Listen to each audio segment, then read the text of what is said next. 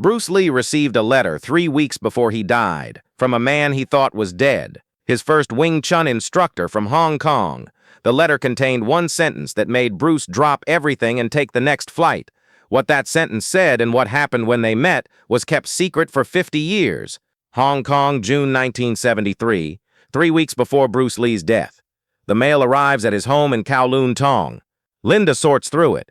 Bills, fan mail, business correspondence, the usual accumulation of a famous life, then an envelope that doesn't fit the pattern. Small, plain, no return address. Just Bruce's name and address written in Chinese characters, the handwriting old-fashioned, the kind of calligraphy you don't see anymore, the kind that belongs to another generation, another Hong Kong. Linda gives it to Bruce with the rest of the mail. He's having breakfast with the children. Brandon is asking about a movie he saw.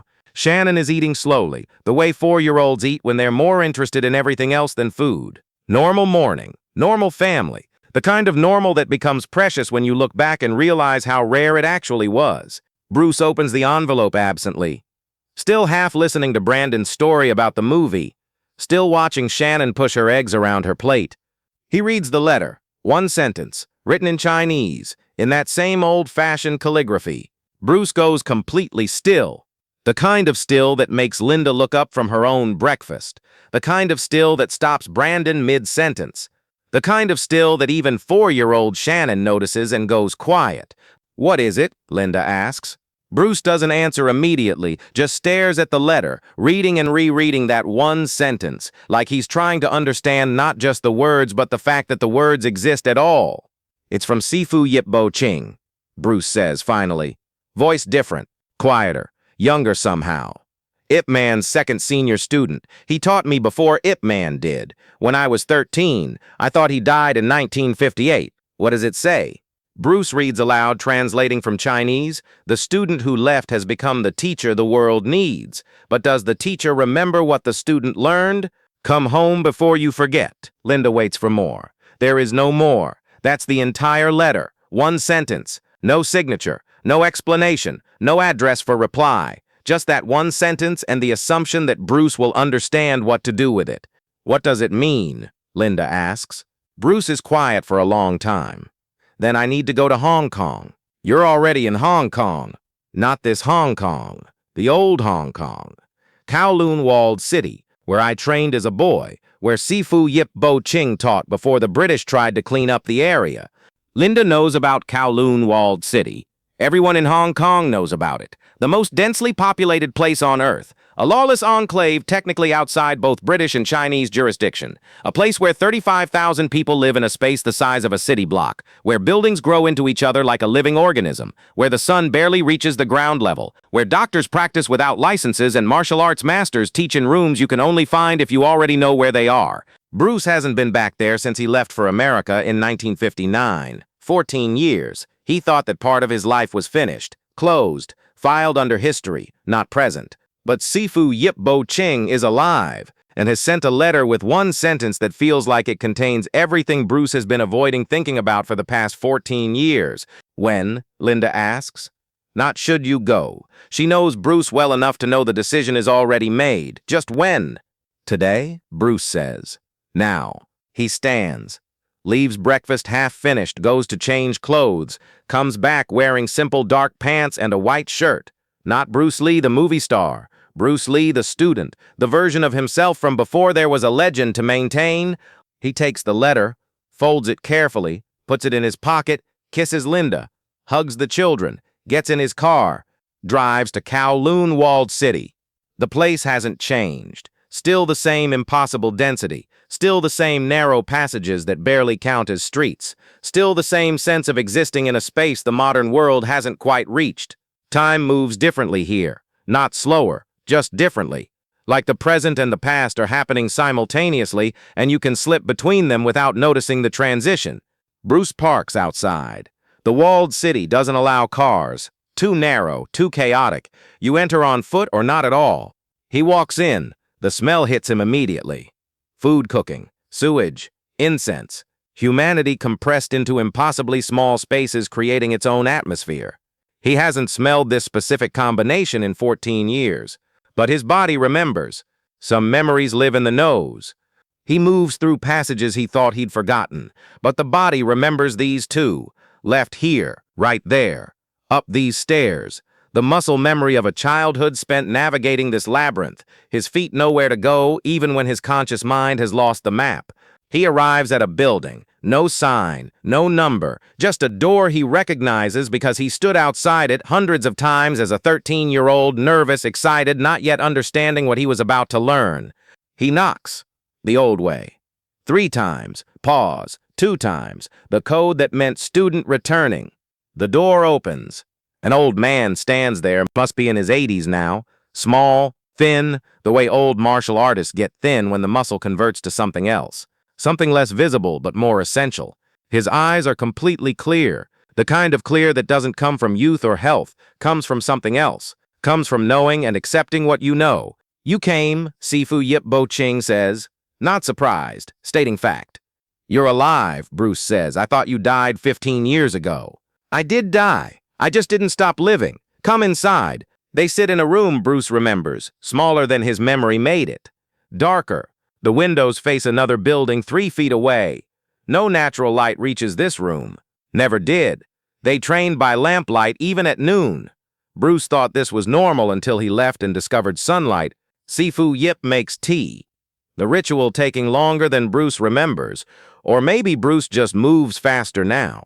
Maybe everyone in his current life moves faster and this old man moving at the speed the body actually wants to move looks slow by comparison. They drink tea in silence, the silence comfortable, not waiting to be filled, just present. Finally, Sifu Yip speaks.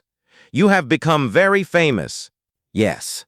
The whole world knows Bruce Lee. Yes. Do you know Bruce Lee? Bruce looks up from his tea. What do you mean? You know what I mean, that's why you came. Because you know what I mean. Bruce is quiet. Then sometimes I don't know. Sometimes I look at what I've built and I can't remember who I was before I started building it. Like the building covered the foundation so completely that the foundation disappeared. The foundation never disappears. It just gets mistaken for something else. For basement, for storage, for the part you don't show visitors. But without it, everything falls. I know that intellectually, Ip Man taught me that. You taught me that. But knowing it and living it are different things. Sifu Yip nods, sips his tea. Why did you learn Wing Chun? Bruce thinks about this, really thinks. Not the answer he gives in interviews. The real answer. Because I was afraid and angry and wanted to not be afraid anymore. And now I'm successful, famous, respected, everything 13-year-old Bruce Lee wanted to become. Are you still afraid? Bruce doesn't answer immediately. The question sitting between them like a physical object. Finally, yes, different fears, bigger fears, more complicated fears, but yes, then you haven't finished learning. Success is not the cure for fear. Success is fear wearing expensive clothes. Bruce laughs. Sharp, surprised. That's exactly what it is. How did you know? Because I watched you. When you were 13, you came here angry and afraid and convinced that if you could just fight well enough, the anger and fear would disappear.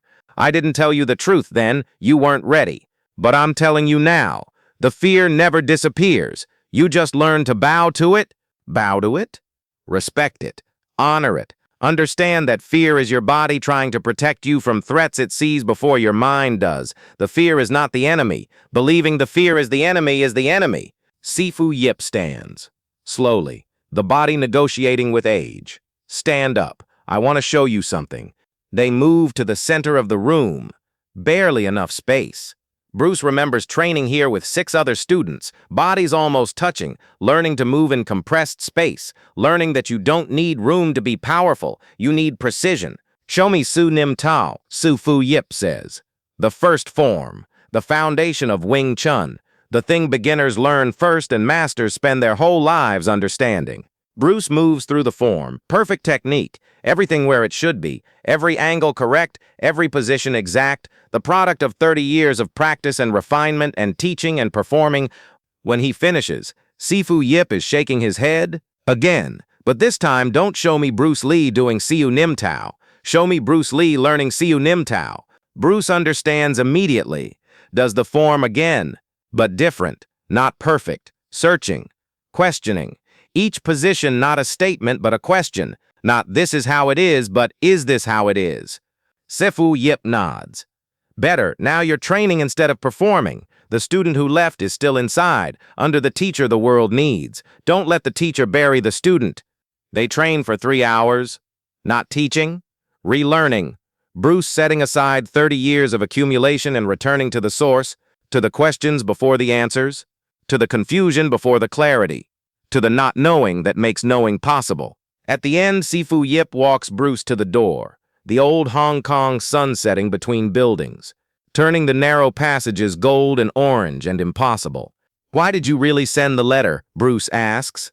Sifu Yip looks at him, long look, measuring something. Then because I had a dream. 3 times, same dream. You were standing at a door, trying to go through, but couldn't because you were carrying too much. I thought maybe you needed to set something down to remember that the student doesn't need to carry everything the teacher accumulated. Bruce feels something in his chest, tightening, releasing. I've been having a dream too. Same door. Can't find it at first, then find it but wake up before going through. Maybe you'll find it soon and go through. When you do, remember what you learned before you became who you are. That person, the 13-year-old who was afraid and angry and didn't know anything except that he wanted to learn. That person is still real. More real than Bruce Lee the legend. Don't forget him. They embrace. The old man small in Bruce's arms, but somehow containing everything. Containing the beginning, containing the source, containing the question before the answer. Bruce drives home. Linda is waiting. How was it? He's alive. I thought he was dead, but he's alive. What did he say? Bruce thinks about how to answer. Finally, he reminded me who I was before I became who I am. He reminded me that the student is more real than the teacher. Linda doesn't fully understand, but she sees something in Bruce's face. Something settled. Something found. Will you see him again? I don't know. Maybe. Maybe that was what I needed to see once before. Before what? He doesn't say. Doesn't know. Just feels something.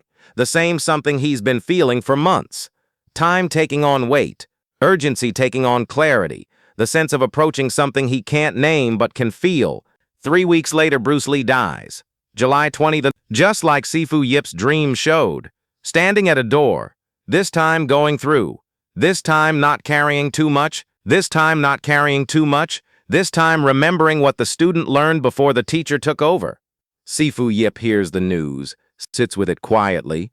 In the room where he taught Bruce as a boy, in the room where he reminded Bruce as a man, in the room that will be demolished when they finally tear down Kowloon Walled City in 1993 and build something modern and clean and completely missing the point.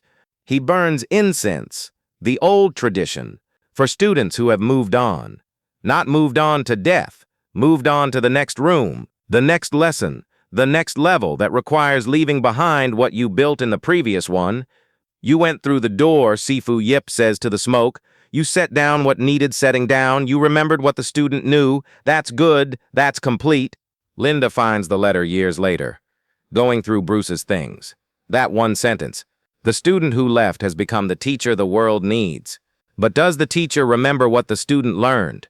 Come home before you forget. She shows it to Shannon. Shannon is 14. Old enough to start understanding complexity, young enough to still ask simple questions. What does it mean?